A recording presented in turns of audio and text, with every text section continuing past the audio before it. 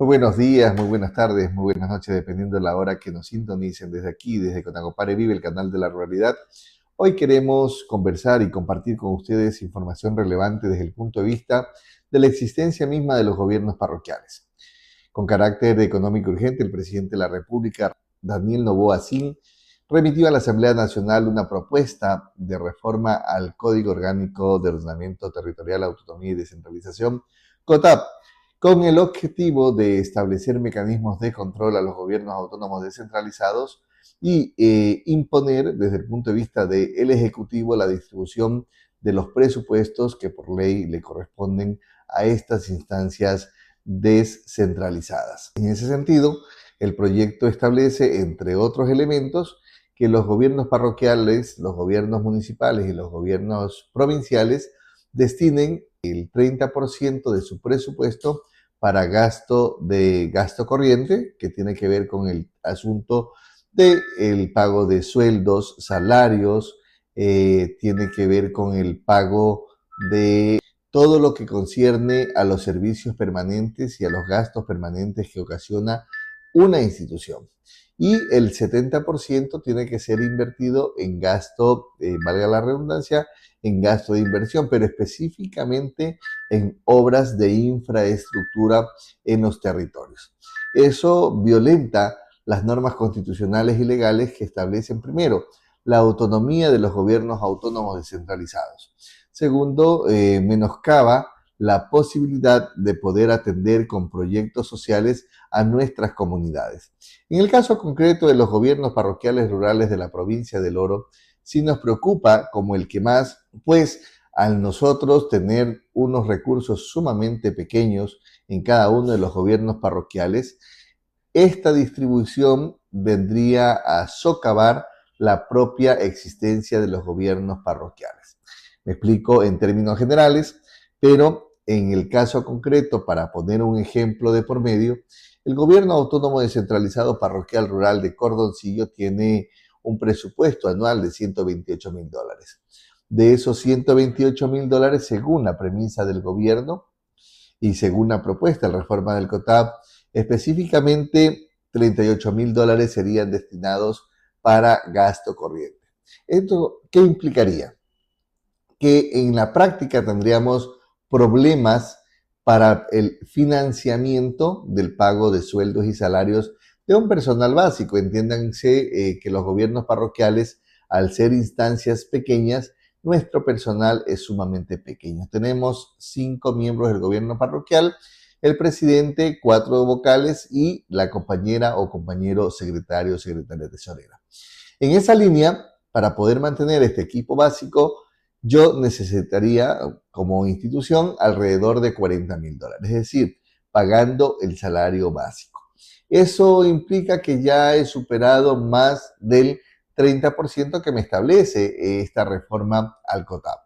Esto implicaría que no se podría sostener y quedaría de lado el pago de los servicios básicos, agua potable, energía eléctrica, el servicio de internet, la compra o el arrendamiento del paquete informático o el software para los procesos contables, el tema de la contratación para la página web, etcétera, etcétera, etcétera. Es decir, entraríamos en un problema de funcionamiento de los gobiernos parroquiales.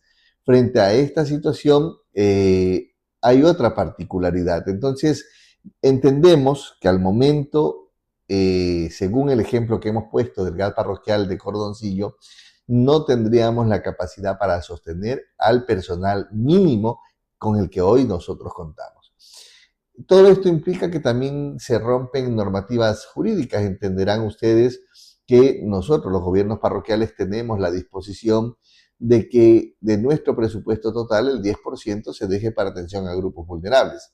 Es decir, que en este sentido se eliminaría la posibilidad de atender a los grupos de atención prioritaria, adultos mayores, niños, niñas, adolescentes, personas con discapacidad o capacidades especiales, etcétera, etcétera. Es decir, esos proyectos no podrán ser ejecutados según criterio de esta reforma al COTAP.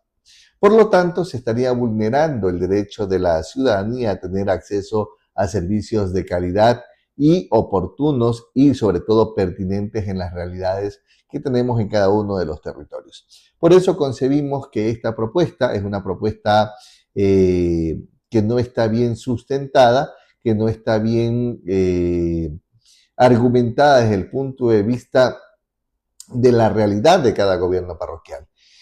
Nos preocupa como el que más saber que los municipios del país y las prefecturas hoy señalan de que hay 5 meses que les adeuda el gobierno central. Con esta ley entrada en vigencia, esa deuda que el gobierno central, valga la redundancia, adeuda a los municipios y prefecturas, sería licuada y lógicamente no se podría ya cancelar.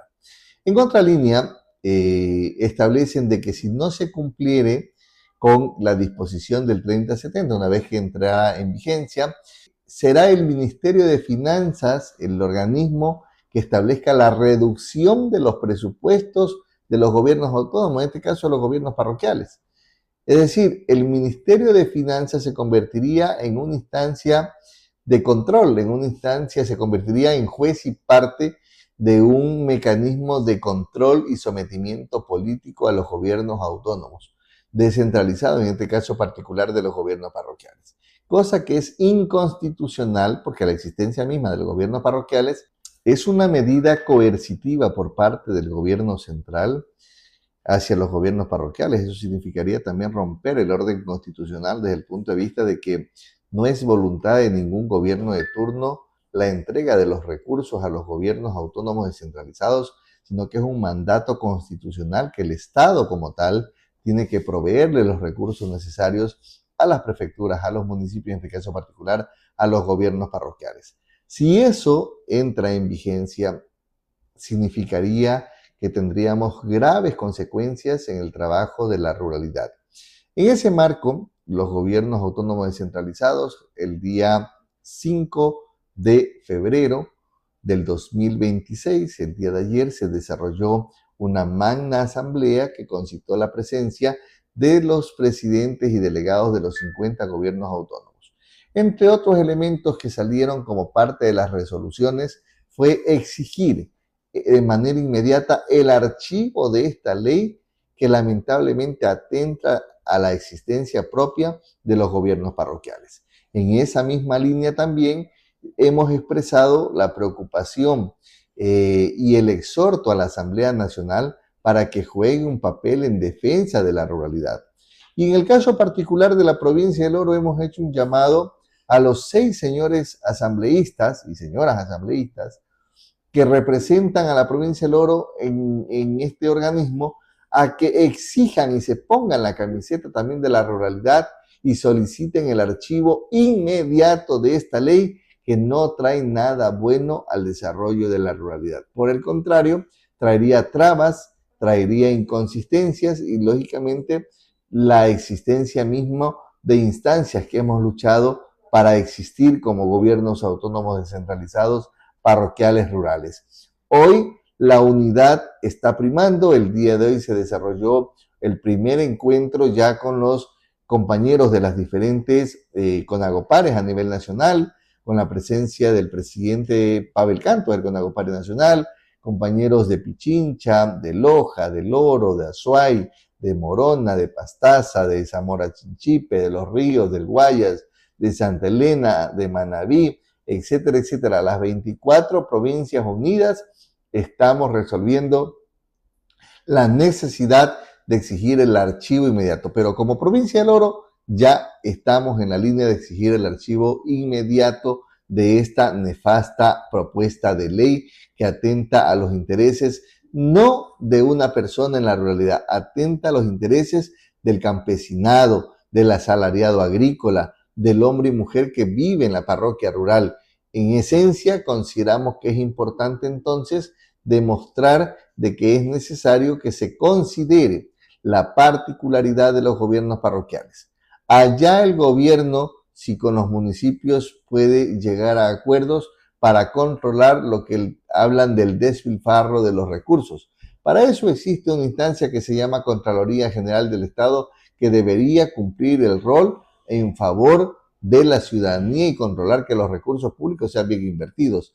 Pero no podemos pagar justos por pecadores frente a una actitud inadecuada de quienes demuestran que no conocen el funcionamiento de la estructura de las parroquias rurales con sus organismos como son los GAT parroquiales rurales.